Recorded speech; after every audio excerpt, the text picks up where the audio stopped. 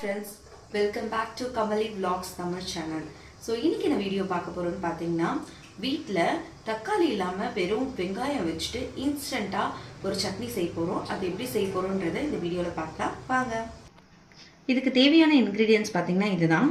So இதுக்கு வந்துட்டு நான் ஒரு 2 வெங்காயம் எடுத்துக்கிட்டேன். So கொஞ்சம் புளி, அதுக்கு அப்புறமா ஒரு 3-4 பல் பூண்டு, அப்புறம் வந்துட்டு காஞ்ச மிளகாய். இதோட மெயின் ingredients என்னன்னு பாத்தீங்கன்னா சீரகம். ஸோ சீரகத்தை வச்சு தான் நம்ம இதை பண்ண போகிறோம். எப்படி பண்ணுறோன்றதை பார்க்கலாம் வாங்க. ஸோ இது நம்ம ஸ்டவ் ஆன் பண்ணிக்கலாம். ஃபஸ்ட்டு இது காயிட்டும். இப்போ இது நல்லா காஞ்சிடுச்சு. ஸோ இப்போ நம்ம வந்து தேவைக்கேற்ற எண்ணெய் ஆட் பண்ணிக்கலாம். ஓகே,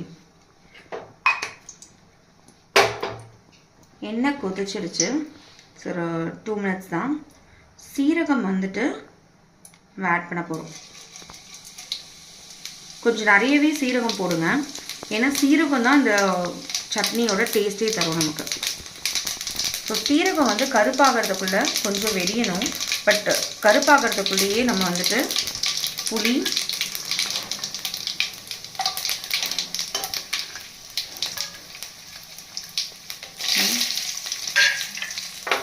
இதோட கலர் தான். இப்போது நம்ம ஆனியனையும் சேர்த்துக்கலாம்.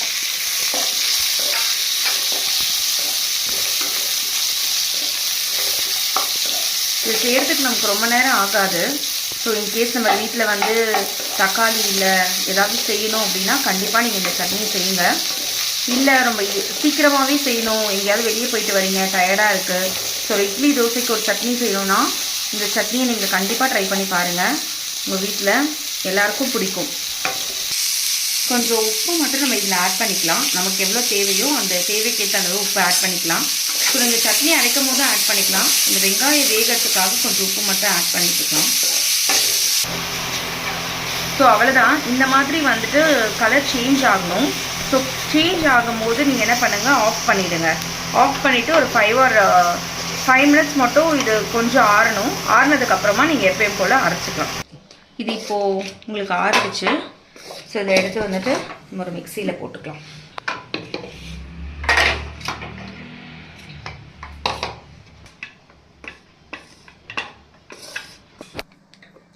இப்போ நம்ம இதை அரைச்சிக்கலாம்.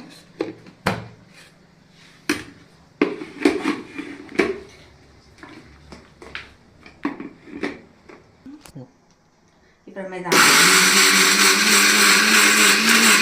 ஒரு இது பண்ணோடனே இந்த மேலே இருக்கிறது எல்லாமே அரைச்சிட்டு தண்ணி லைட்டாக வந்து நம்ம இது பண்ணிக்கலாம். கொஞ்சம் லைட்டாக மட்டும்.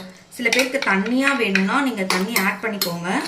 இல்லை கொஞ்சம் கட்டியாக தான் சில பேர் சாப்பிடுவாங்க. நீங்கள் இட்லிக்கெல்லாம் கொஞ்சம் இட்லி தோசைக்கெல்லாம் கட்டியாக வச்சு சாப்பிட்டா இது நல்லாயிருக்கும். இல்லை சில பேருக்கு தண்ணியாக தான் வேணும்னா நீங்கள் தண்ணி கூட ஆட் பண்ணிக்கலாம் எக்ஸ்ட்ரா. இது எங்கள் 2 பேருக்கு செய்கிறதுனால நான் இந்த மெஷர்மெண்ட் எடுத்துக்கிட்டேன். ஒரு 4 பேருக்கு செய்கிற மாதிரி இருந்ததுன்னா நீங்கள் எக்ஸ்ட்ரா இன்னொரு 2 வெங்காயம் கூட எடுத்துகிட்டு இது பண்ணலாம். திருப்பியும் இதை அரைக்கலாம். ஓப்பன் பண்ணி பாருங்கள்.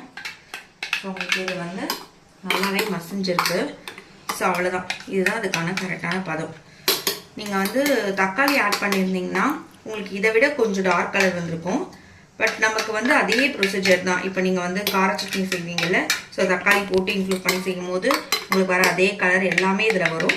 பட் தக்காளி இல்லாமல் இது நம்ம ஈஸியாக வீட்டில் இருக்க வெங்காயத்தை வச்சு இன்கேஸ் உங்களுக்கு தக்காளி இல்லை அவசரமாக செய்யணும் அப்படின்னா நீங்கள் கண்டிப்பாக இந்த சட்னியை யூஸ் பண்ணிக்கலாம். இப்போ இதை நம்ம வந்து ஒரு கிண்ணத்தில் மாற்றிக்கலாம். ஃபைனலாக இதை வந்து இந்த ஜாரில் கொஞ்சம் தண்ணி ஊற்றிட்டு உங்களுக்கு தேவையான அளவு தண்ணி ஊற்றிக்கோங்க. ஊற்றிட்டு இதோட சேர்த்து மிக்ஸ் பண்ணிக்கோங்க. இப்போது இந்த சட்னி வந்து நம்ம ரெடி பண்ணியாச்சு. இதுக்கு எப்பயும் போல் ஒரு தாளிப்பு போட்டுடலாம். ஸ்டவ் ஆன் பண்ணிக்கலாம். கொஞ்சம் கடாய் ஆல்ரெடி இதில் தான் நம்ம செஞ்சோம். ஸோ இதுலேயே வந்துட்டு நம்ம தாளிப்பு பண்ணிக்கலாம். இப்போ ஆயிலை ஊற்றிக்கலாம். ரொம்ப எண்ணெய் வேண்டாம்.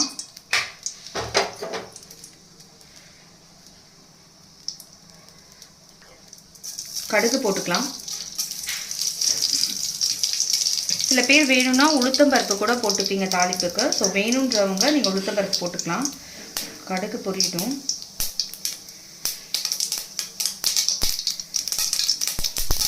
ஸோ இந்த டைமில் கருவேப்பிலை போட்டு ஆஃப் பண்ணிடலாம்.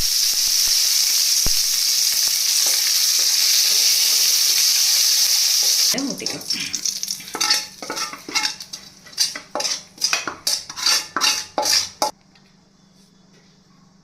ஃபைனலாக நம்ம சட்னி வந்து நம்ம தாளிப்புக்கு அப்புறம் இப்படி இருக்கும்.